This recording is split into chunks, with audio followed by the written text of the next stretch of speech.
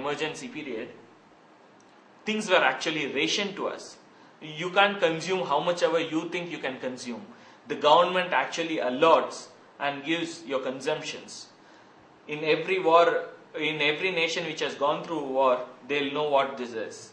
Now, when this distribution control comes in the period of the end times, which is the period of the Antichrist, where the Bible says in Revelation 13:17, and that no man might buy or sell save he that had the mark or the name of the beast or the number of his name. This verse suggests that during his rule, all the people will be given a mark, either in the form of a name or in the form of a number. And only those who had the number can buy or sell the products. When you see if this distribution control is put in place and if a mark or a number is given to people, only those who have the mark or the number have the access to goods. And if you are a believer on those times, and if you are not taking these mark of the beast or the numbers or whatever it is, you will not be having access to any of the products, not even your daily food stuff. So great has grown this technology, and actually this is the first step.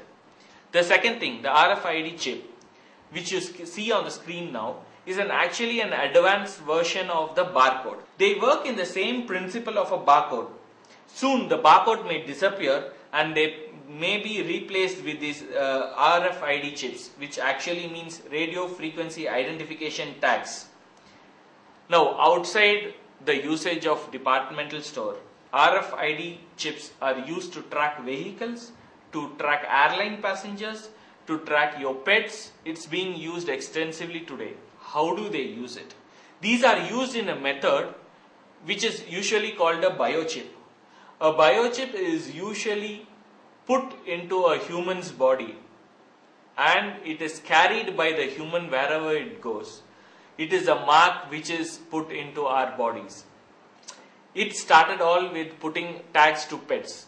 Usually 20 years or 10 years back, they extensively used RFID chips to tag the pets, to track them so that they don't go out and get lost. But today, RFID chips are majorly being tested and placed on human beings. As you can see in the picture, RFID chips are being inserted into the people's hands, and reader terminals are being created so that they'll read this RFID chips. This technology is currently evolving, and in a few days, the citizens of all the nations will be carrying embedded chips in their bodies. Soon, the platform of the technology is changing, and you will see this in your lives very soon. This is being implemented in India also very soon. As you can see in the news article which is coming on the screen now, recently the government has taken up a mega project to issue biometric ID cards, unique ID cards to each and every citizen of this nation. Basically, they say it is to save the citizens from threats of terrorism. But in the days of Antichrist, this same thing which is saving us today from the acts of terrorism might be putting us behind the chains of Satan. The technology is there. It's right in place and it's happening around you. Read the Bible and understand what it is, for this is happening everywhere. If India is going to implement it, you can understand how the advanced nations will be, or the developed nations will be. They have already implemented it. We, the developing nations, are implementing it. They will be used to spy on citizens. They will be used to control us. They will be used to monitor us. And this is exactly what Revelation speaks about. In those days, in the days of the Antichrist or in the days of the tribulation, we will be having a mark, and he who does not have the mark will not be given access to anything. Coming to the next sign, which is the economic distress.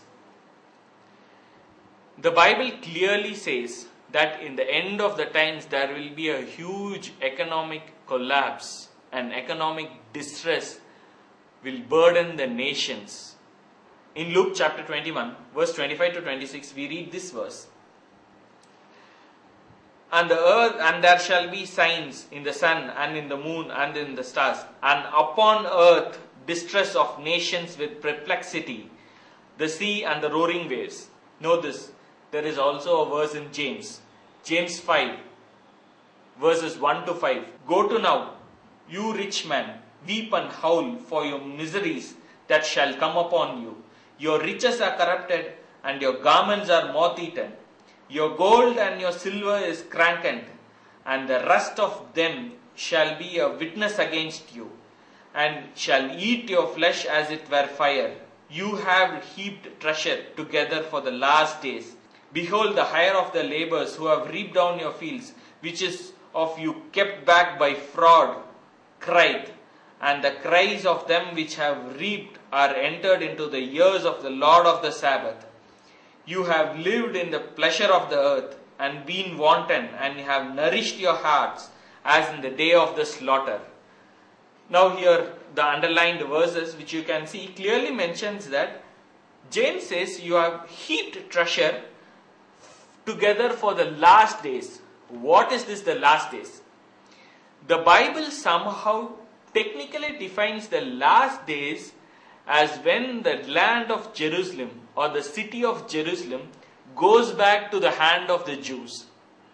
Now this is the last days. Now as Jesus said, the times of the Gentiles shall be till the city of Jerusalem shall be trodden down under thy foot, which is actually the times of us, the Gentiles, is when city of Jerusalem was in our hands or in the Gentiles' hands, not in the Jews' hands.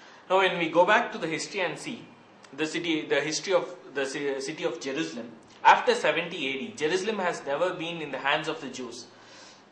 It has been in the hands of the Arabs, it has been in the hands of the Crusaders, it has been in the hands of the Ottoman Empire, it has been in the hands of the British, it has been in the hands of the Palestine.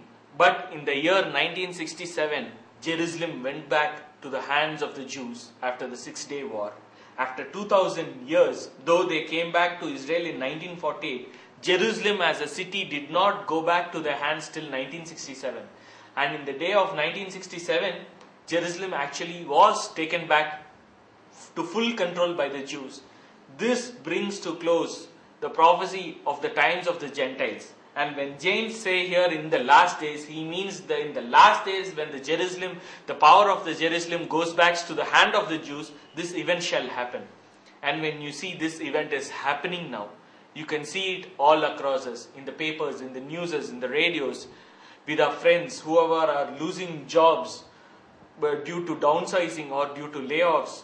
Most of us have taken pay cuts because of recession. What is it that's happening? It's Bible prophecy which is coming through right in front of our eyes. Oh, people say, no, economic depression has happened in 1938. There was a Great Depression. What is so new about this? The difference is in 1938, when this economic depression happened, it affected only United States. It did not spread through the world as a cancer. But this recession which you are seeing now is spreading across the world. No nation is left untouched by this recession.